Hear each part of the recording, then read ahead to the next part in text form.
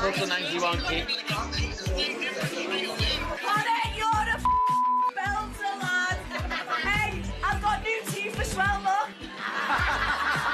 Just picture this, you grab your phone like any other day and boom, there it is. Conor McGregor has just dropped screenshots of his private chat with Dana White, the UFC boss himself. And while fans are still trying to catch their breath, another bombshell hits. Israel Adesanya's massive rematch with Sean Strickland looks like it's off the table. Meanwhile, Ilia Topuria and Paddy Pimblett are throwing fresh insults at each other like it's their favorite hobby. It feels like a dozen breaking stories slammed into one single day, each one louder than the last.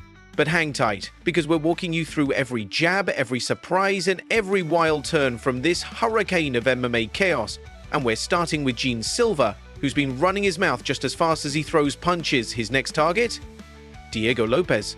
The two are set to go head-to-head on September 13th at Noche UFC, an event dedicated to Mexican Independence Day. But instead of honoring the moment with pride and mutual respect, Silva is going all in with trash talk. He told reporters that Diego's never even looked him in the eye, not at weigh-ins, not at the hotel, not even passing in the hall, according to Silva. That sideways glance? That's a sign of fear, and he says he's going to crack that doubt wide open when the cage door closes. If they tell me I have to be in a fight, I'll get ready and I'll be out there. There's the revenge that I think I should get, and I want that. But listen, wherever I'm called, whenever I'm called, whoever is the opponent, I'll be there. But believe me, that revenge...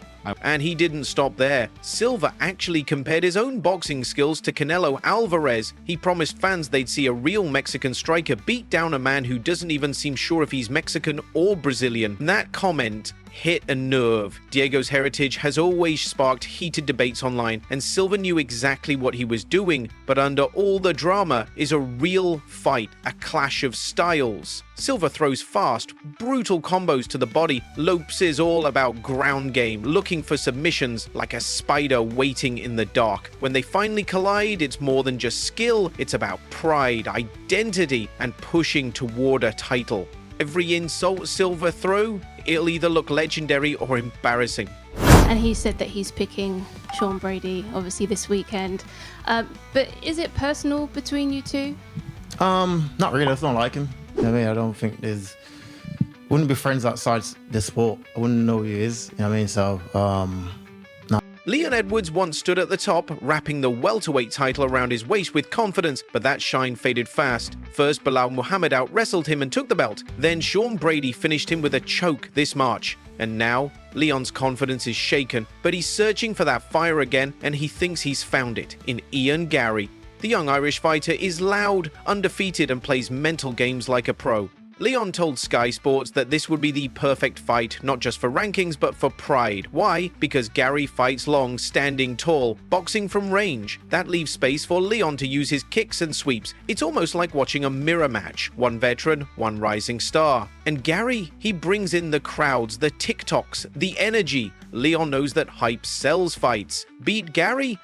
That gets him one step back toward gold. This isn't begging, it's strategy. A big win puts him right back in the title conversation. Do you a favour by taking this fight short notice should still get you that title shot if you win? The only sure thing in the UFC is that winning opens doors. And you know, my focus, as you said, my focus is solely on this Saturday night, getting my hand raised, and I'll worry about the rest stuff. Meanwhile, Robert Whittaker, he's planning the end. The Reaper sat down for an interview and stunned everyone. He said he only wants 4 more fights. That's it. Why 4? Because it gives him just enough time to chase one last title shot, but still retire while he can run around the yard with his kids. His next test? Rainier Derrida in Abu Dhabi, a grappler who squeezes opponents like a snake. So every morning, Rob trains takedown defense. Every night, he sharpens his striking. His team says he writes the number 4 on his wrist tape. A quiet reminder, every round now matters twice as much. After Derrida, he's eyeing killers. Khamzat, Dricus, maybe even a third fight with Adesanya. If the title shifts hands, the door's wide open. The dream? Win the belt one last time. Lay it down in the cage. Wave to the crowd. Walk away healthy. Most fighters don't talk retirement until they're broken. Rob is talking while he's still dangerous. He wants to control his story from start to finish. Look at this. We're at the Sphere. This is the biggest show ever. Before the show, Niner is the stage manager. I go, hey man, John Jones is gonna be here.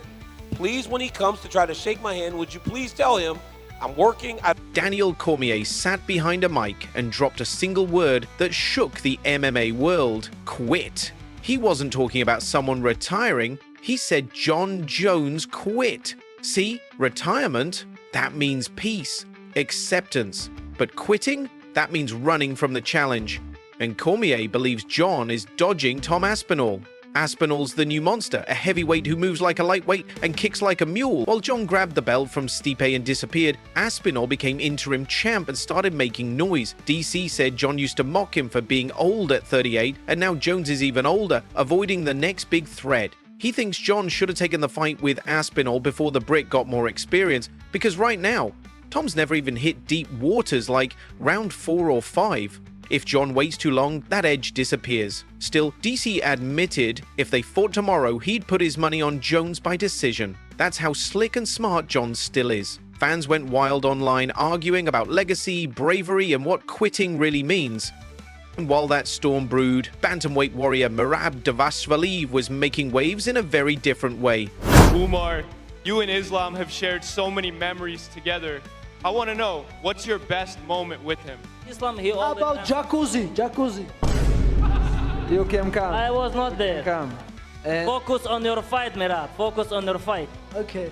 Merab, I don't have nothing for you. Don't make the belt look bad. Merab fired up his hot tub, cranked the music, and brought in a crew of Korean training partners. It felt like summer camp. Laughs, splashes, flexing for the camera. Then Merab turned to the lens and laid down the rules. He joked that friends like Sean O'Malley could drop by, but Umar Nurmagomedov, not invited. The jab was playful, referencing Umar backing out of a fight last year, but fans caught the shade immediately. Then Merab added to the chaos, yelling at an imaginary gatecrasher, "Woman, get out of here! You're not welcome!"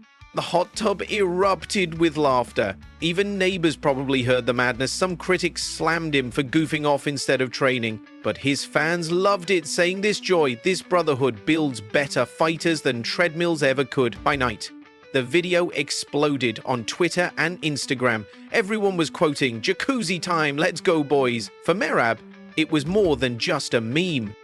It kept his name alive and reminded everyone that he's focused, surrounded by love, and ready for war. And let me tell you something. Dan Hooker, easy money. Paddy Pimblett, easy money. Not so easy.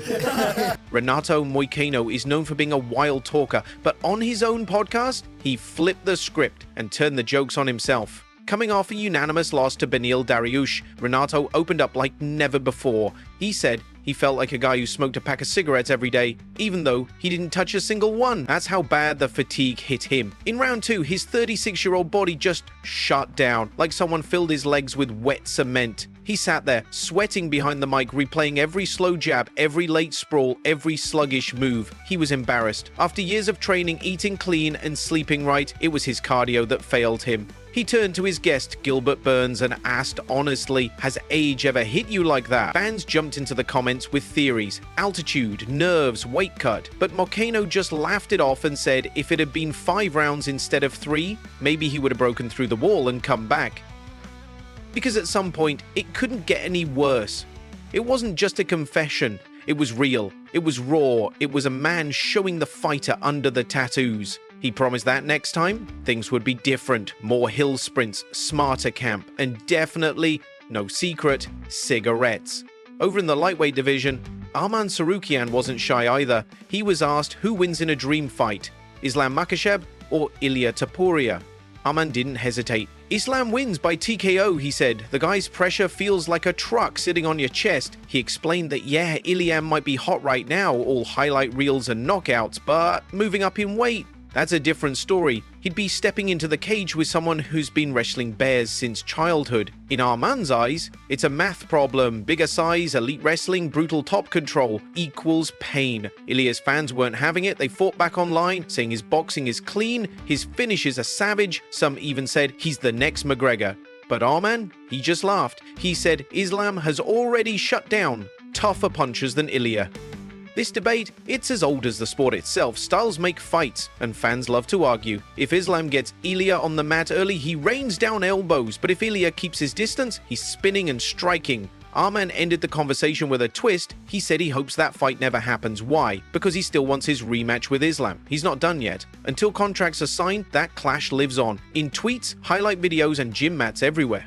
When Dustin Poirier told ESPN that UFC 318 would be his final fight. He's taking on Max Holloway for the BMF belt, and no matter the outcome, he's planning to lay down his gloves and walk away. Then came the joke that had Megan O'Leary spitting coffee. I'm hopping on steroids as soon as USADA stops knocking. He wasn't serious, just dreaming of life after weight cuts, where he can lift heavy, eat burgers, and enjoy freedom at 36. The internet was split, but everyone felt how real it was. Against Max. It's going to be a war. Louisiana versus Hawaii.